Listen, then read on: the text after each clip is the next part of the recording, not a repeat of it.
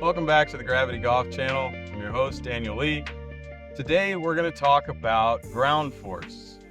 Now, there's a lot of things that have trended up and down throughout the history of golf. Different aspects where people are looking for power and they're trying to create different aspects that allow you to clear the hips. For a while, it was trying to create that X factor, or it was lately it's been trying to push up in the downswing. A big part of it, though, that you have to understand is there are different ways to create power, and some of them are much easier on the body than others. So what I want to show you here, and you can actually zoom in on my feet.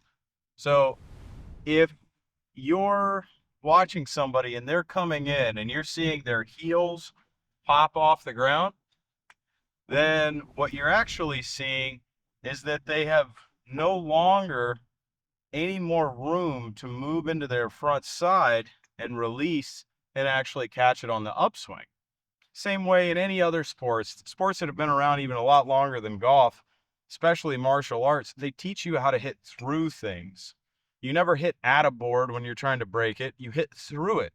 And you have to have room for your body to advance forwards.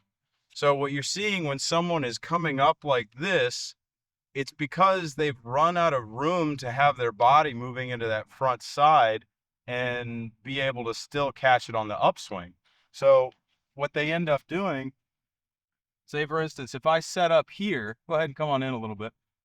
If I set up right here, then, and my club's right up next to the ball, I have no room to move forwards and to be able to catch this in the upswing.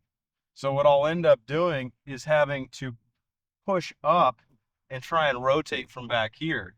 But right now, all the pressure is going back in on my lower back. It's hurting my shoulder. I'm having to pick up from here. So there's a whole plethora of things that can start happening to your body that'll start tearing you apart if you haven't set up allowing the bottom of your arc to be far enough back so that when you are coming into impact, that you're actually catching it forwards of the bottom of the arc.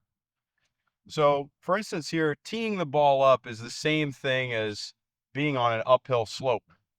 I need to have the bottom of the arc all the way back here so that when it's riding and going into the upswing, it now matches up with the pickup of the ball.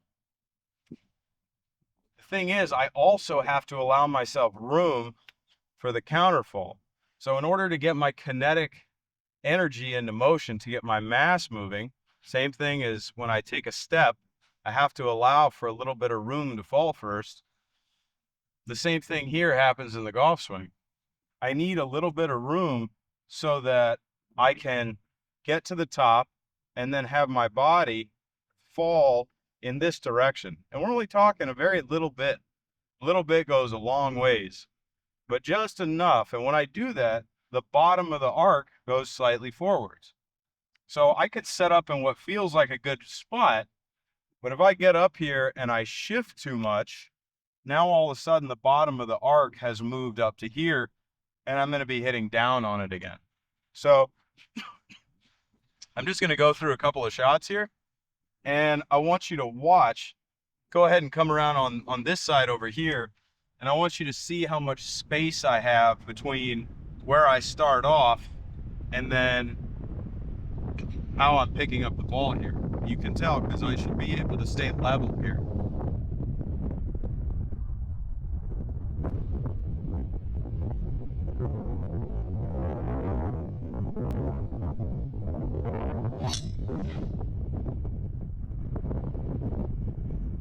So all I'm trying to feel there is when I throw it up, and now in the gravity mode, I'm trying to turn my knees the same amount as my shoulders. There's nothing going against each other.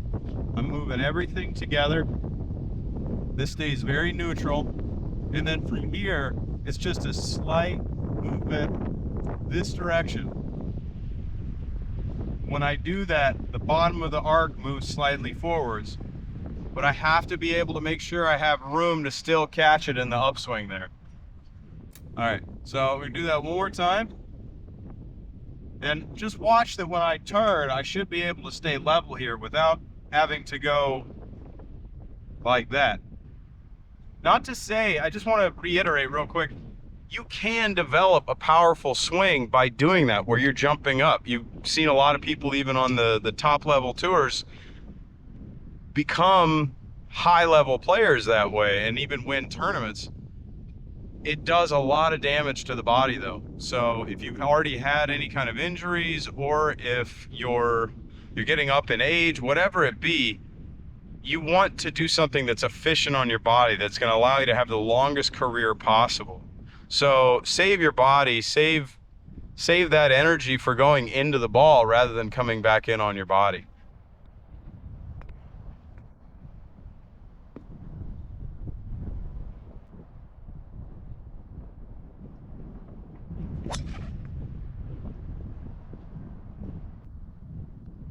There you have it.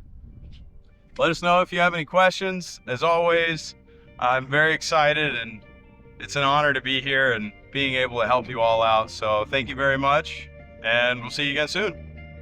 Thank you so much for being here with us today and allowing us to share this great information with you. If you have 3 seconds, please take it, hit the like and subscribe button. That goes a long ways for us. And be sure to check out in the description, there's a link for a free beginner's guide to learning gravity golf. It'll help show you the fundamentals of gaining effortless power, how to mitigate pain in your body, how to offset a lot of those misconceptions that you hear in some of the traditional things that are taught out there, and give you the fundamental drills that you need to start ingraining this in your body. It's our gift to you. We want you to be successful, and we love having you here. So thank you so much. We'll see you again very soon.